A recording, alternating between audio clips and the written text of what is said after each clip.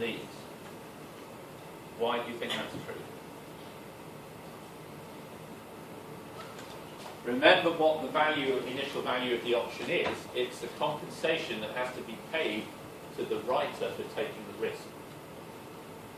Now, the risk here, in this particular option, at most, the writer's only going to use 1 unit of currency. Okay? Even if ST goes to infinity, the payout is only going to be 1 unit of currency. In this scenario, if ST goes to infinity, the payout is going to be infinite. So the writer stands to lose a significantly greater amount by writing the European call option than they do from writing the European binary option, call option. Okay? So the price of this is less than the price of that because the writer needs greater compensation for a European vanilla call option to offset the potential or to hedge away the risk associated with the potentially infinite loss of money compared with binary call. Okay, so now you can get more exotic. Okay, a simple thing you can do is that we can then move to the value for European power option. So European power option clearly has, or is just defined in a similar way. It's just the payout at expiry is just the nth power of the share. Okay, so n is we'll just assume that n is greater than or equal to 0 here. Okay. So how does that work? Well, we write down this standard formula again. It's the expected value of,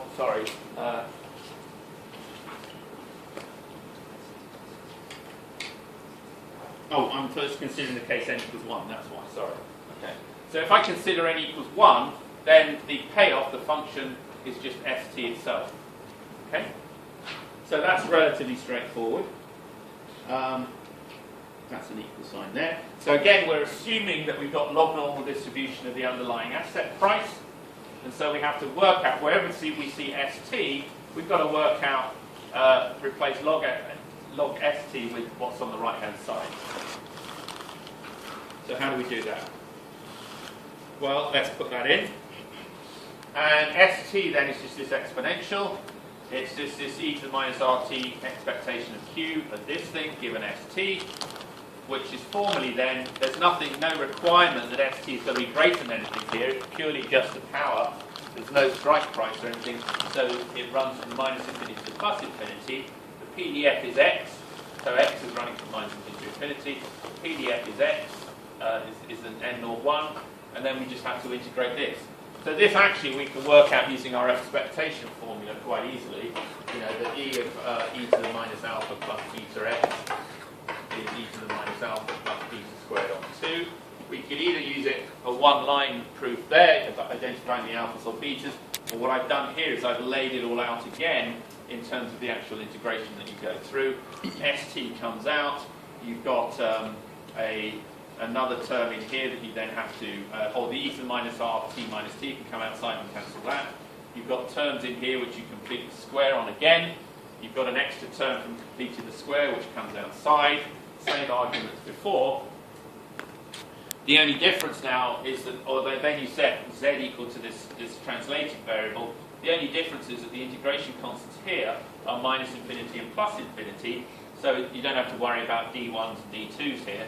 You just do that integral, and you can see that this particular integral, by definition, is just 1. Okay? Because the integral of the PDF from minus infinity to infinity is just 1. So that the share, the actual, under the option price, or at any point, is just the value of the share. So you have the stunning result that basically, if you want something that pays you the value of the option, the value of the share alone at expiry, then the appropriate value of the option at any point is just the value of the share itself. Which ain't exactly amazing, because clearly if you want something that pays the value of the share at the end, well, you might as well just hold the share. So that's a fair value of that option. So that's a bit boring, that one. But you can play the same game if you put in powers of n. Okay, so if you have a power s to the nth power, you just have to put an n in front of your st representation here. So your exponential just gets raised to the nth power, or rather there's an nth thing which then gives you the power, the multiplication here, and everything then goes through in exactly the same way. Here you just have an n in here and an n in here, which will then go to n and n squared. Or you can run through the calculation again. Again, the limits are minus infinity to plus infinity. You pull out all the bits that don't depend on x, so this bit can come out the front.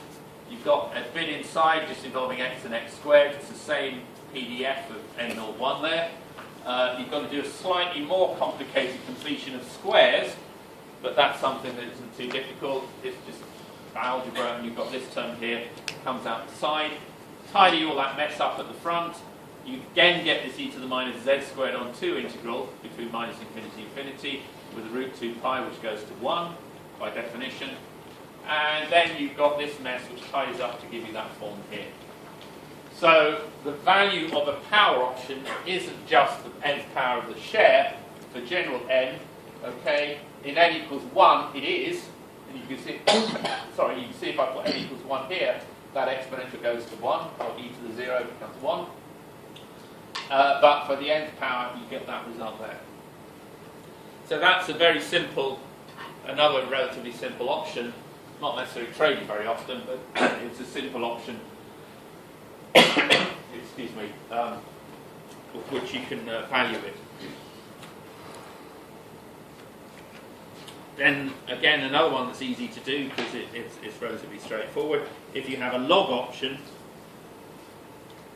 okay. So here the payoff is a log of the share price at infinity, at expiry, so that this expectation formula just becomes f of s becomes the expectation of log s. But again, under the risk neutral probability measure, we've assumed that the log behaves log normally, and under risk neutral, the mu becomes an r. So then it's a case of just plugging in the expectation of this integral here, given st, which means that we're assuming that we know st. This is just then a constant. These are constants. These are constants. So you just have to take the expectation of x. The expectation of x is n01 distributed. So by definition, the expectation is 0. So when you then do those expectations, I've gone through and blah, blah, blah. So here you're actually finding, I'm doing it long-handedly with the integral, so that you can see that this is when I take the expectation of x, this is 0 by symmetry, because this is an odd function over the full x range. And then the other bits down here are just constants. You end up again with just the full Gaussian integral PDF, which then goes to 1, so that then that is the expected value that you get at the end of it.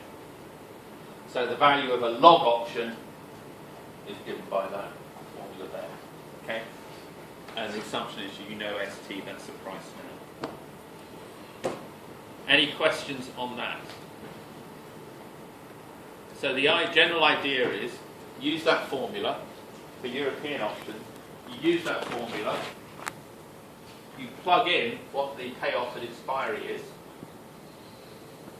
assume that log st is log of st plus r minus sigma squared on 2, t minus t plus sigma root t minus tx. X is n01, and this is under q. Okay? And then you plug and play.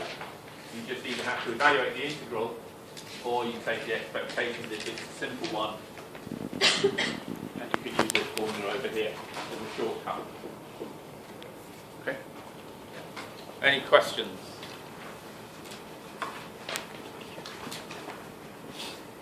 Right. The state price deflator thing works as well in continuous time, but again, you don't need to know